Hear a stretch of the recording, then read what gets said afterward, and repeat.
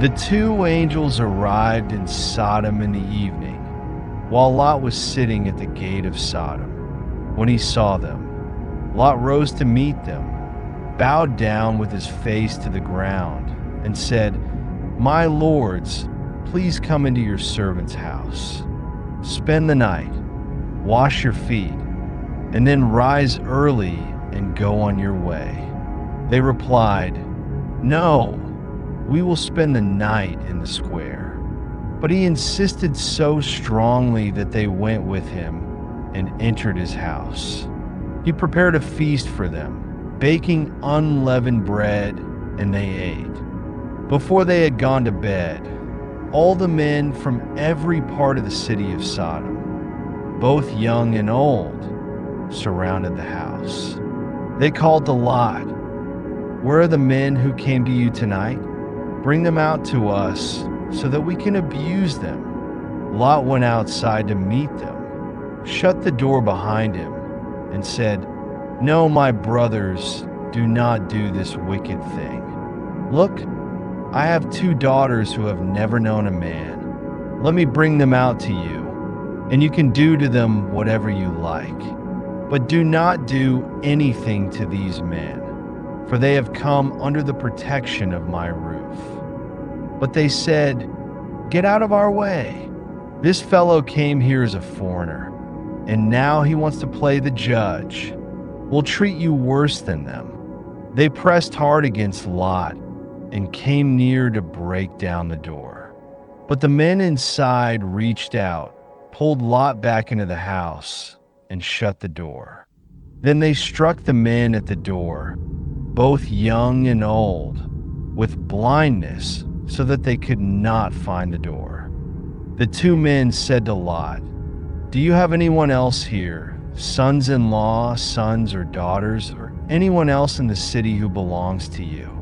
Get them out of here, because we are about to destroy this place. The outcry to the Lord against its people is so great that he has sent us to destroy it." So Lot went out and spoke to his sons-in-law, who were pledged to marry his daughters. He said, "Hurry and leave this place, because the Lord is about to destroy the city." But his sons-in-law thought he was joking. At dawn, the angels urged Lot, saying, "Hurry, take your wife and your 2 daughters who are here, or you will be swept away when the city is punished." When he hesitated, the men grasped his hand, the hands of his wife, and his 2 daughters, and led them safely out of the city, for the Lord was merciful to them.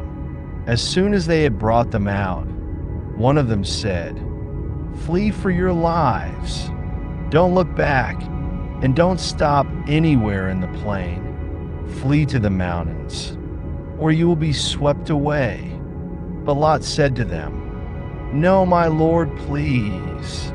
Your servant has found favor in your eyes, and you have shown great kindness to me in sparing my life.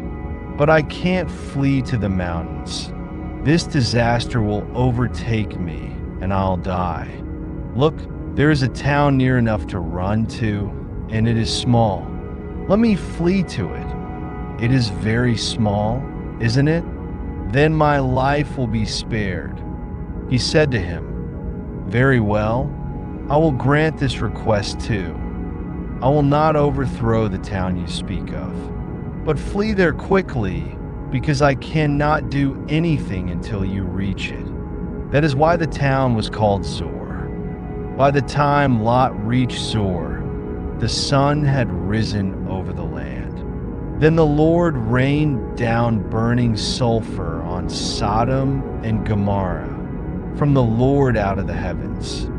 Thus he overthrew those cities and the entire plain, destroying all those living in the cities, and also the vegetation in the land.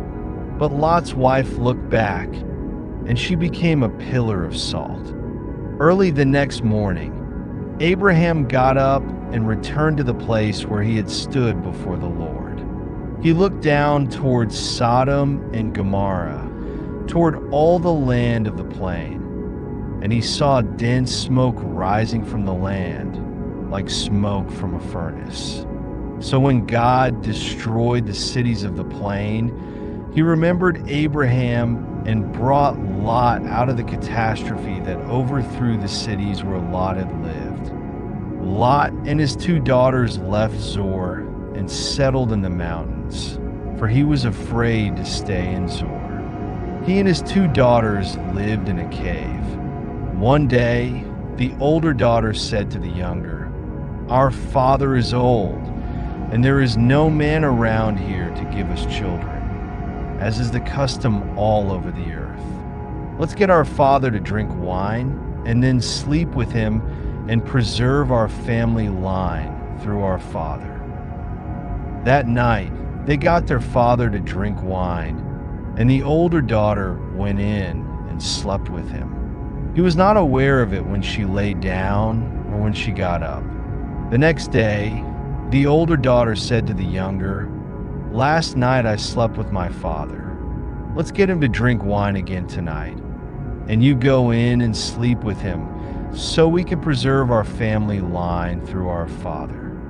So they got their father to drink wine that night also, and the younger daughter slept with him. Again, he was not aware of it when she lay down or when she got up. So both of Lot's daughters became pregnant by their father. The older daughter had a son, and she named him Moab. He is the father of the Moabites of today. The younger daughter also had a son, and she named him Ben-Ami. He is the father of the Ammonites of today.